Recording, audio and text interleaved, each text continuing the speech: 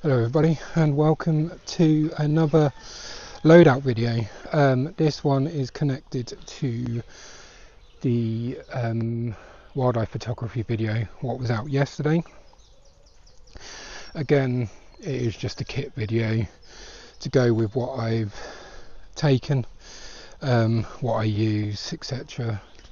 Don't get me wrong, I'm not a professional, but this is the kit I go with and it works. Some stuff I've left at home, like cooking stuff to brew coffee, because that's not essential for this task. It's something you can pack if you want to pack it. I like to sit there in the forest listening to animals and wildlife whilst drinking a coffee and having a luxury pipe. So yeah, that's why I do that. But yeah, it's up to you what extras you bring with you as such, but it's always best to pack light. This is kind of the kit I would take in a situation like yesterday, where I'm going setting up in one spot, not going to be moving around, because some of this stuff you'll substitute out and not take with you if you're planning to do kind of roaming photography, which I plan to do at some point as well. We'll start off with everything is laid on. It is just a real tree camo netting. I use the term lightly, but I use this to set up a hide in front of me, so any ground level stuff, like my cooking stuff, if I check my phone for something, torches, ground level was covered and protected, blended in, and something to kind of hide behind. You can pick these up in Amazon, Temu. They're relatively cheap, and it's a good thing to have something at least extra blocking you and breaking up your sharp edges. As this was kind of a stationary in one spot, I find a tripod is important, because you are just sitting there, your field of view is in front of you. So tripod, very important part of this kind of kit. I have used some camo tape. It's not adhesive tape, so it won't stick to your plastic lenses, etc. It just sticks to itself. Again, it's just to help try and break up the sharp edges. So yeah, I'd highly recommend a tripod in situations where you are just going to be in one spot taking pictures, instead of just holding up the camera. It's there ready to go. Camera, I know it's not going to be very camouflaged, it's silver, but it's something I'm going to be doing in a later video, camouflaging this so it is more hidden.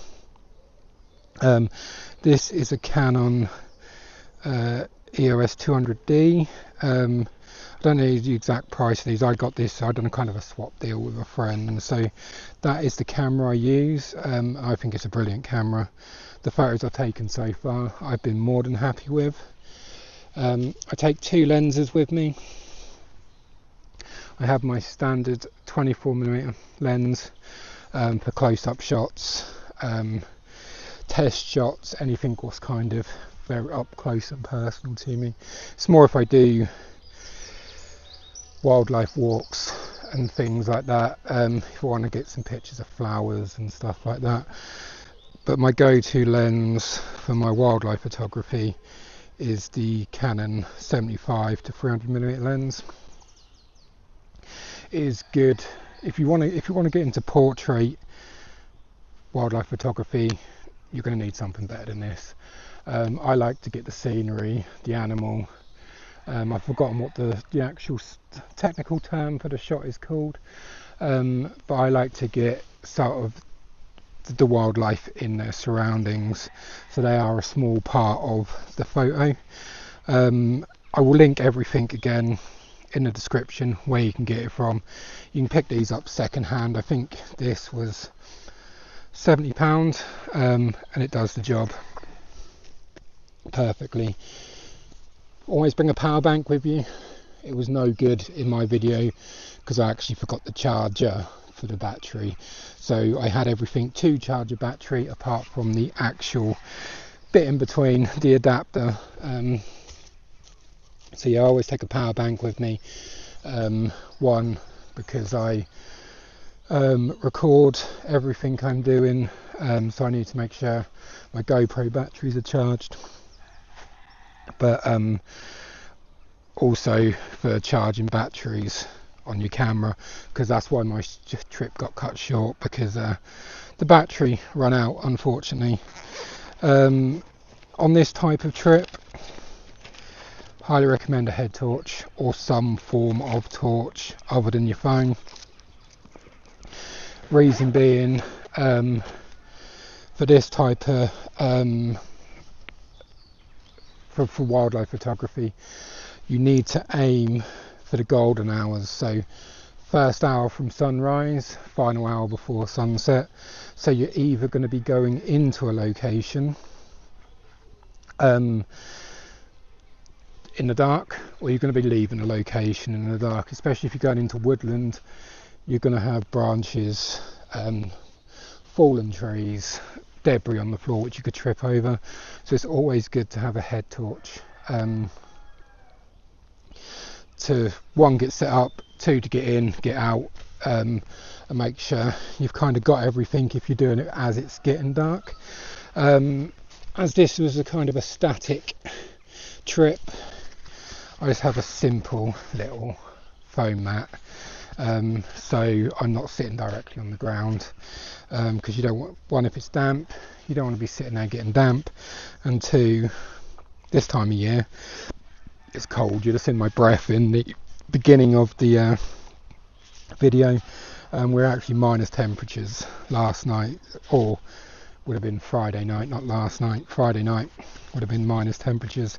So something to sit on, because you're going to be sat there for quite a while. I mean, I was sat there for 2-3 hours in one spot, so you're going to need something to sit on. Again, you can pick these up relatively cheap. On to what you wear. Some animals, to be quite honest, they're not going to pay any attention to what you're wearing. That's not a thing. But if you're wanting to get pictures of deers or animals which are easily spooked, then you're going to need to try and camouflage yourself, break up your kind of hard edges, so you're not easily seen. I did go with the intention to hopefully get pictures of deers in yesterday's video, but if you've watched the video, as you can see, that didn't actually happen. I did see some deers, but they weren't close enough, or they were a bit further away or obscured, sorry, so I couldn't get a good shot. So I'm a massive fan of flat ton, you could probably tell. What I take on me, I didn't actually wear some of this, but I take a balaclava. I can feel the wet ground seeping up through, but I take a flat ton balaclava, a hat in case I get a bit too warm and I don't want to wear my woolly hat well, I don't want to wear a single colour hat anyway, so I like wearing a hat, so I'll switch over to a camo hat. I didn't end up wearing this, I just had my Real Tree hoodie on, but I've got a flat tan shirt and then flat tan trousers as well. This camo is kind of widely accepted as one of the best, even here in the UK. You kind of blend in with your environment well.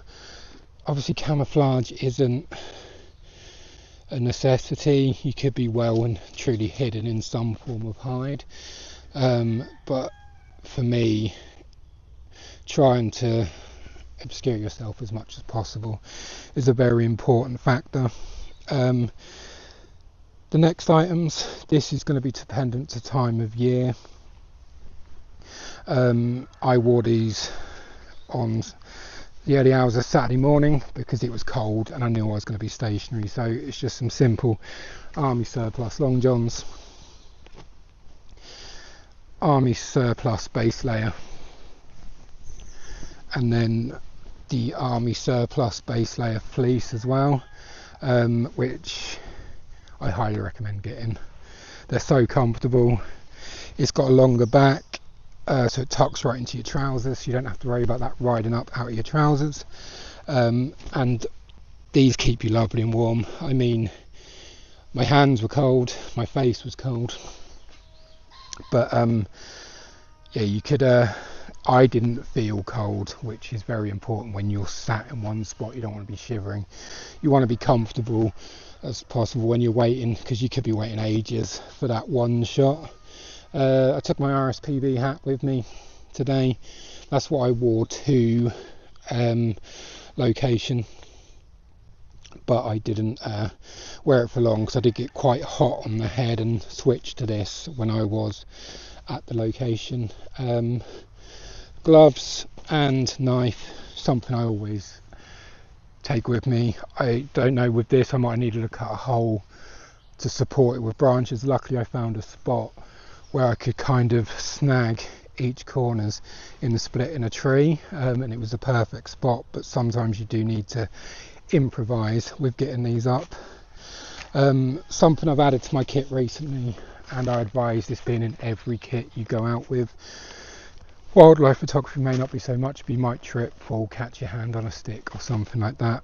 But first aid kit, especially if you're going out doing bushcraft, you're working with sharp instruments, and sometimes you're quite far away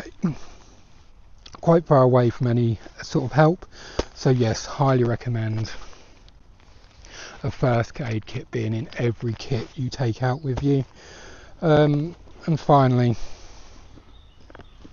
the stuff you carry it all in. Again, I've gone for a camo backpack. This is like a military an American US digi camo, but again, some form of camo backpack. One, there's no point on the bright coloured backpack when you're trying to hide yourself a bit more and camouflage everything else. This is my medium sized bag. I do have another bag with all my bushcraft stuff, and then another one, bigger one for camping. But yeah, this type of stuff, try and darker colours if you don't want camo, your dark greens, browns, olives, khaki, but camo will always be the best because it's designed to blend in. But yes, this is the loadout for what I took to the church Woodland, again, where we camped at, but this time to do a wildlife photography trip. I was happy with it. It was nice again to be out in the forest chilling, relaxing, and yeah, was happy I actually managed to get a photo. But thanks for watching again. It's been a pleasure as always. Until the next one.